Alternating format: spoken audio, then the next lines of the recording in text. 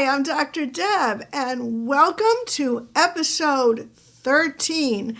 Now, in episode 13, we're going to learn all about what self-sabotage really is. Guess what, guys? If you've been following this, you're going to know it's a part, just like the others that we've been talking about. How come it's a part? What is it about self-sabotage that's kind of like diagnostic, like we can tell it's apart? Here's the answer. Larry, if you remember from before, has driven all night, and he comes in, and for the first time in their marriage, he apologizes to Cheryl. Well, now that sounds like a great thing, right? An apology is a good thing. But since Cheryl doesn't receive it after decades of marriage of being miserable because he's mistreated her, since she doesn't receive it as, a gift from the gods, and she's angry because he's gone out all night, didn't tell her, didn't take her phone call, she was worried to death, and he knows that she has a fear of abandonment. That's her part. That's her issue. He knows this, and yet he was so focused on himself that he couldn't bring himself to at least reach out to her and say, no, I'm okay, until morning. So yeah, he comes in early in the morning and he apologizes, and that isn't good enough. Guess what? She'd have to be some kind of a saint to accept that and erase 20 years or 30 years or whatever number of years it was of his mistreatment. And she doesn't. She breaks down in tears. They're tears of self-pity, they're tears of release, and they're also tears of anger, let's face it. So he goes upstairs to bed and he falls asleep, and when he wakes up about 2 p.m, she's gone. He feels like garbage, because he went through so much emotional turmoil, driving all night, having this conversation with his dead father. And then he comes home for an apology that he gives, and it's not good enough. And furthermore, 2 p.m. does not give him a real good night's sleep. So anyway, he wakes up not feeling good and angry. And he's not actually angry at Cheryl, he's angry at himself. Which brings me back to the topic of self-sabotage. Here's the key to knowing that self-sabotage is a part. Self-energy would be excited about change. This part of him, is frightened of change. This part of him does not want to take what he learned from the night of realizations and eye-openingness from this conversation inside his head with his dead father, and use that to make changes in his life. On the one hand, he knows he needs to, and he went to therapy just exactly for that purpose. And on the other hand, parts are defined basically by fear.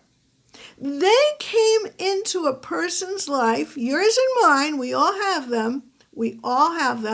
They came into our lives because they did not feel safe for ourselves as a small child to handle whatever was going on. So they came in with their own agendas and ways of being to protect us.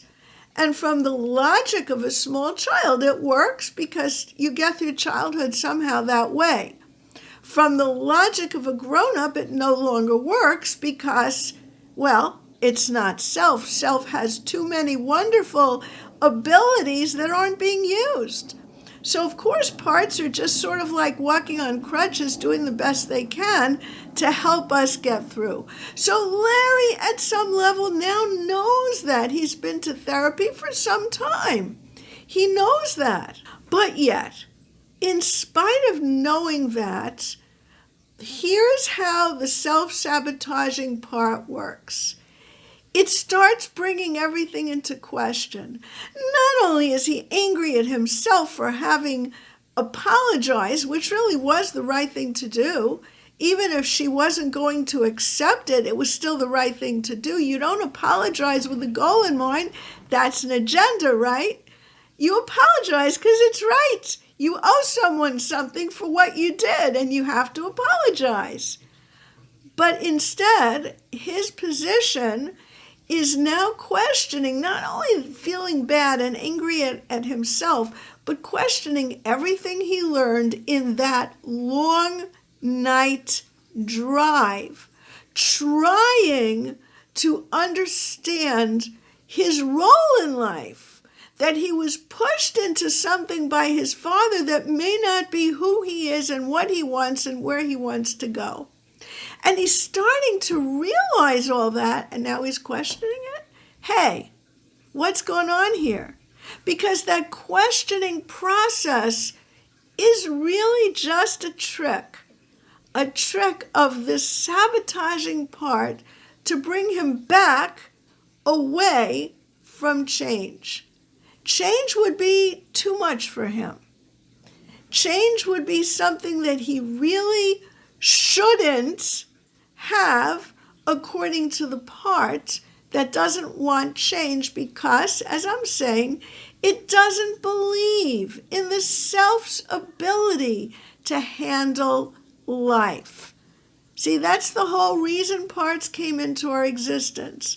So it originally was needed to help a child out who didn't have the ability to withstand a parent or other person's mistreatment in some way or the trauma that that person went through.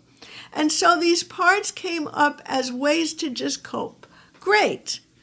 But one of the coping mechanisms is not to want change because change is scary, right? You don't know what you're getting into. On the flip side, self-energy embraces change because self-energy is curious and willing to test something out. So if I start apologizing to Cheryl for every single thing I ever did in the last 20 years of our marriage, will that make a difference if I do it from my heart? That's experimenting, right? I feel like it. I'm also scared to do it. She may slap me down. She may not accept it. How will I handle it? But self isn't worried about those things. Those are parts, because self doesn't have an agenda. Self wants to embrace life and therefore experiment with new things. Be adventurous. Don't forget, one of the qualities of self is curiosity. And you could go look it up in the other playlist. We have the solution to fixing crappy marriages, right? That will be in video 5, curiosity. Okay, so given that, it shows that this is just a part trying to pull him back, but he doesn't know that. Although he's been working with a therapist on recognizing the role his father had and the parts that were involved, it's still a new idea for him and most people to see, oh, wait a minute, that isn't my true self, that's just a part. That's kind of hard, right? So, as he starts to feel, does this make any sense? Did I just stay up all night for nothing? Questioning himself. He does one smart thing. He calls his therapist and he explains to her the situation. And he says, I don't know. I feel like I got somewhere in the middle of the night, but now it feels crazy. I'm not sure. And she makes a suggestion to him, which is write all the stuff down that happened, the thoughts you had, the conversation with your father, and most importantly, what you concluded, what your takeaway was from that. Write it all down.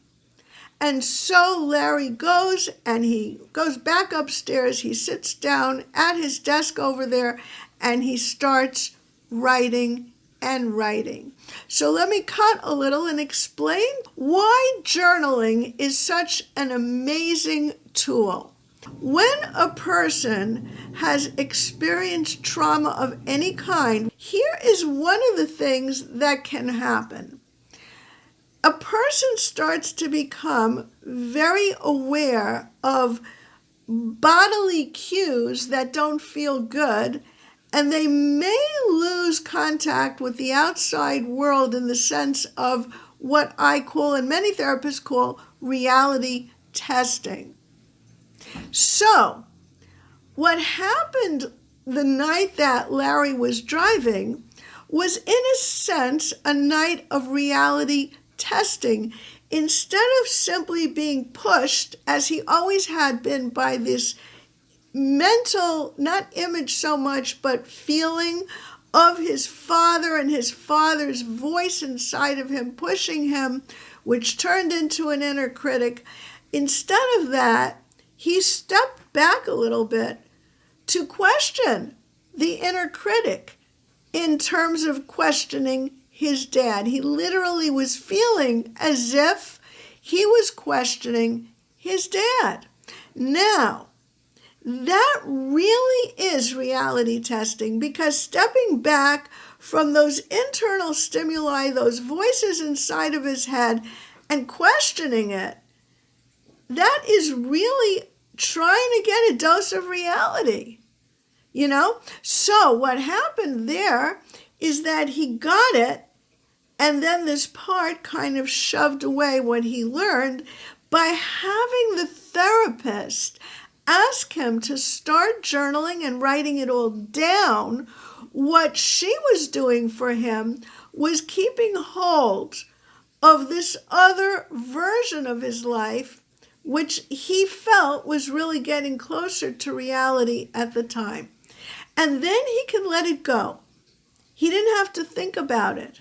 He didn't have to go inside himself and start debating, was this good? Was this true? Was this right? Was this wrong? He didn't need to do any of those things, because once it was written down, he and she could go back to it as needed and digest it in little chunks, because most people do not change in an instant. It takes time. It takes an experience over and over again of getting back to the same thought. So that is what Larry did. Now, having spent hours writing down the conversation as he remembered it, that he had in his head with his dad, he closed the notebook. He's taken off the day of work. He goes downstairs for a sandwich. He takes a walk around the block. He feels a little antsy waiting for Cheryl to come home. And what happens? She walks in the door and he grouches at her. Doesn't say anything mean, he just kind of grunts the way he used to. And Cheryl says to herself, you see, that apology meant nothing. Now I ask you, you've heard the whole story. Did it mean nothing? Or did it mean something? If it meant something, then why hasn't he been consistently changing? Why did he grouch at her? Well, the answer, I'm going to give it to you, because this is not easy, folks, is that tug of war inside him between his true self, how he really feels, right, and his parts that are trying to steer him and pull him back to where he used to be. This is normal. This is why therapy can take longer than you would wish, even when someone gets it. Parts just pull us and pull us. But stay tuned.